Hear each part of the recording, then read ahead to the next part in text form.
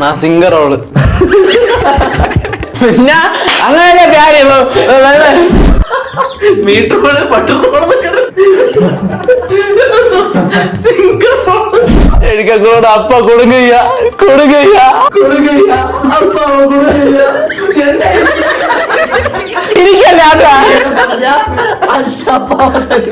இங்க உங்க அப்பா இல்லை இங்க இருக்கையா எனக்கு நாள் தங்கச்சியும்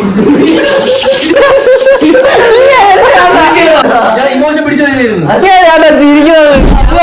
அப்ப உனக்கு என்ன ஆச்சுப்பா எப்படி இப்படி ஆயிடுச்சு அப்பக்கு என்ன ஆச்சுப்பா എന്താണ് അല്ലേ അയ്യോ ഒരു നിമിഷം എന്നോട് അപ്പക്ക് എന്നാ ആച്ചുപ്പാ വിജയ് അടിപൊളിയായിട്ട് ചെയ്തു. ഇത് പക്ഷെ ഒരു പ്രാങ്ക് ഷോ ആയിരുന്നു.